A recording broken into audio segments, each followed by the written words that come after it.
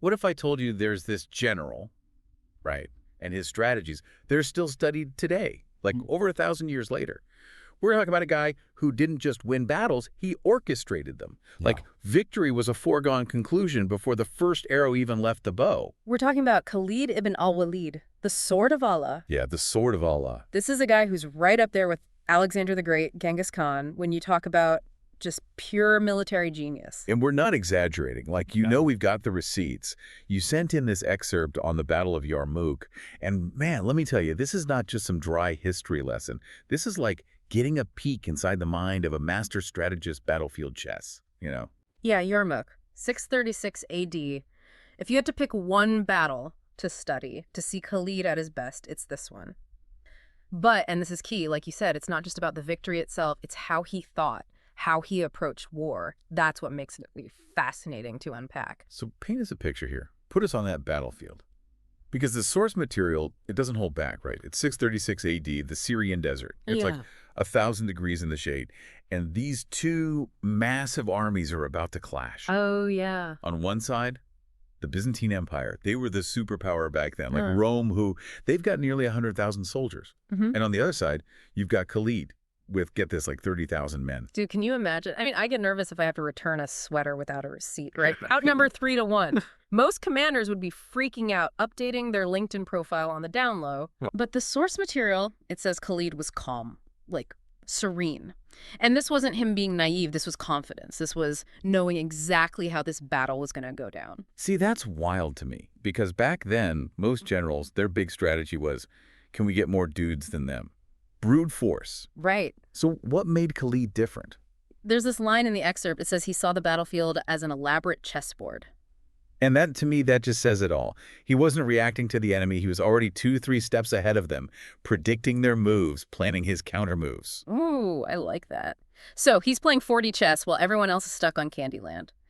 So how does he set up this chessboard at Yarmouk? Like, before the fighting even starts, what are some of the moves he makes? Well, first off, he doesn't just send his guys in like a mosh pit. He's super organized.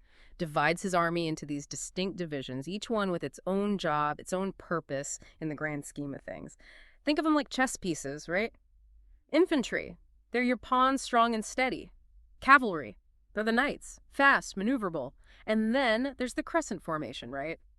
Sounds basic, but man, it was devastating. Yeah, the excerpt talks about how he like intentionally left his center looking weak. Can you imagine being on the other side? The Byzantines seeing that, oh, hey guys, looks like they're serving up victory on a silver platter. Let's go get us some. Exactly. See, the Byzantines, they loved a good infantry charge. Just, we've got more dudes, let's roll.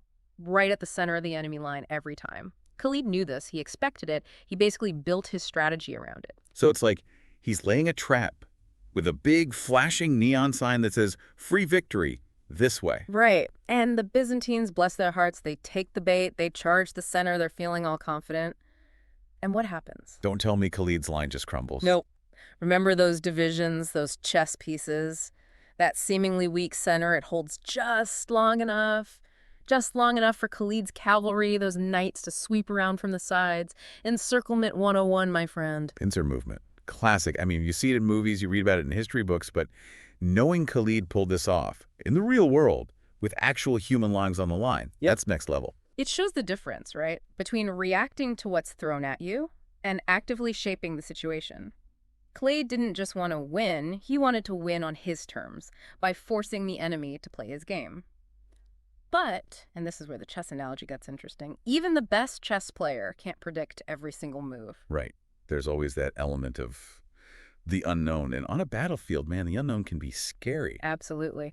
And that's where you see Khalid's true genius come out. He wasn't just some strategist in a tent. He was courageous.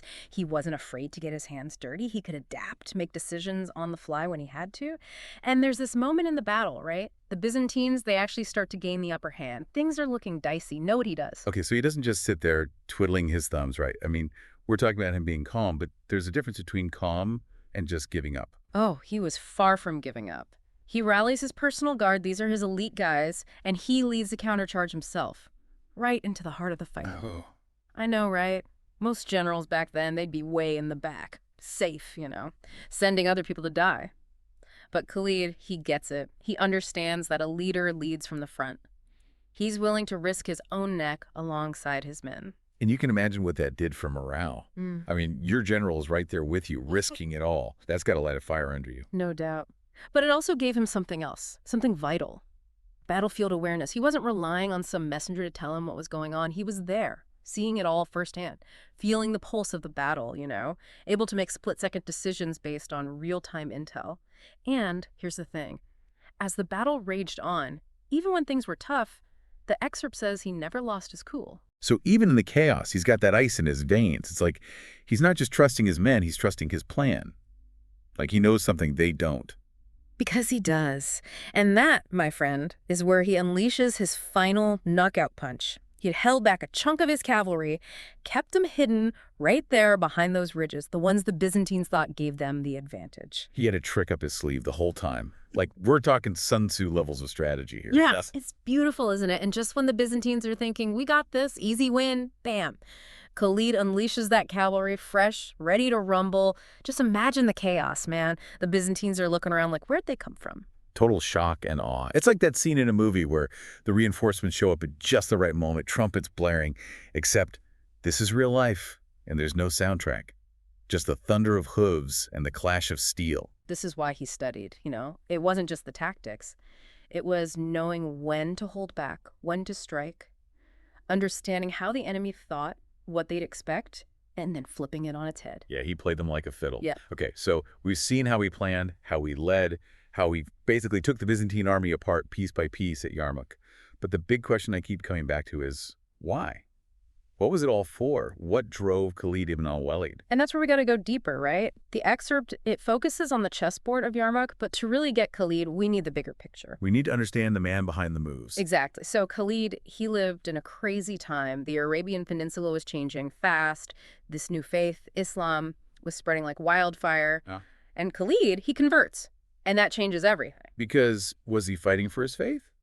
Or was it more, a strategic move on his part? Historians have been going back and forth on that for centuries. Some say his faith was real, deep, that he was driven to build up, to protect this new Islamic state. Others, they see it as a power play, aligning himself with the winning side. So maybe it wasn't one or the other. Maybe it was both. Conviction and ambition all mixed up together. It's rarely black and white, isn't it? But here's the thing. Whatever his reasons, Khalid, he saw these military campaigns as a way to build something new. It wasn't about personal glory, not really.